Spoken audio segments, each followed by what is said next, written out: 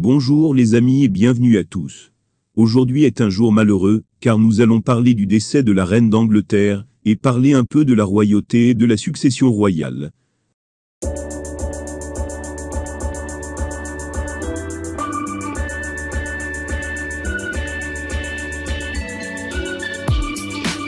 Mort d'Élisabeth II. Quelles sont les règles de succession de la couronne britannique? Depuis une récente réforme, les héritiers mâles et femelles sont à égalité dans l'accession au trône. Qui succède à Élisabeth II? Au Royaume-Uni de Grande-Bretagne et d'Irlande du Nord, et dans les 14 autres monarchies du Commonwealth. La règle pour la succession est celle de la primogéniture, c'est-à-dire que l'enfant le plus âgé du ou de la monarque accède au trône. En l'occurrence, c'est donc le prince Charles, 73 ans, fils aîné d'Élisabeth II, qui va devenir roi à la suite de sa mère, immédiatement après sa mort, quand bien même, la cérémonie protocolaire de couronnement a lieu plus tard. Lire aussi, article réservé à nos abonnés. Élisabeth II, 70 ans de règne, et une transition tranquille. Quand date cette règle? Les règles de succession de la couronne britannique reposaient historiquement sur le principe de primogéniture cognatique avec préférence masculine.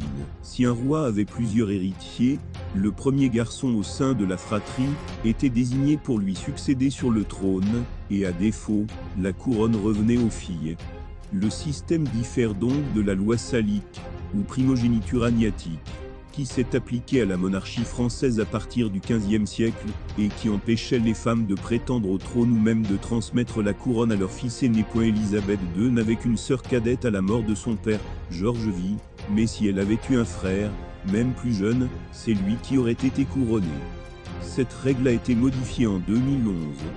Le texte Succession to the Crown, adopté en 2013 et entré en vigueur 2 ans plus tard, a instauré une primogéniture cognatique stricte, qui ne crée pas de distinction entre hommes et femmes. Lire aussi, Élisabeth II accepte de dépoussiérer les règles de succession au trône. A-t-il des conditions pour accéder au trône? Le monarque britannique doit être de confession anglicane, puisqu'il est aussi le chef suprême de l'Église d'Angleterre. C'est l'une des règles écrites dans le Settlement Act, acte d'établissement, de 1701, qui écartait tout prétendant catholique. La réforme de 2011 a légèrement assoupli ce principe, puisque le nouveau roi, ou la nouvelle reine n'est plus tenu d'avoir un, ou une conjointe de confession anglicane, et peut être marié à une personne catholique. Qui vient après Charles, dans l'ordre de succession? Après Charles, c'est son fils aîné William, duc de Cambridge, né en 1982, qui le suit directement dans l'ordre de succession, puis ce sont les enfants de ce dernier. 2.3.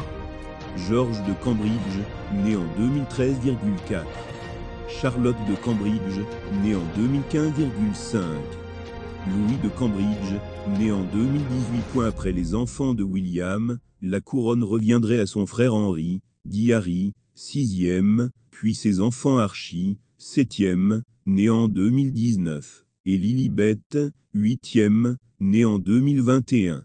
Le prince Andrew, duc d'York, né en 1960 et frère cadet de Charles, n'arrive qu'en 9e position. En 2011, la presse britannique s'était passionnée pour la 4972e personne alors identifiée dans l'ordre de succession, une thérapeute allemande nommée Karine Vogel.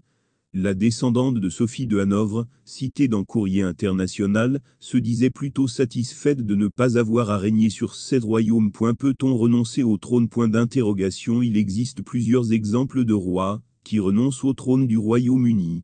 Le dernier d'entre eux est intimement lié à Élisabeth II.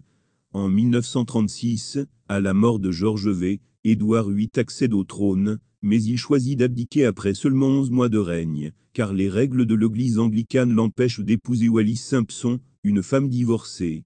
C'est alors le père de la future reine Élisabeth, George V, qui monte sur le trône, jusqu'à sa mort en 1952. Quelles conséquences pour les autres pays reconnaissant Élisabeth II comme chef de l'État? En plus de la Grande-Bretagne et de l'Irlande du Nord, le souverain britannique est le chef d'État de 14 autres États du Commonwealth, parmi lesquels le Canada, la Nouvelle-Zélande, l'Australie, mais aussi la Jamaïque, les Bahamas, la Papouasie-Nouvelle-Guinée, les îles Salomon ou les... C'est déjà fini.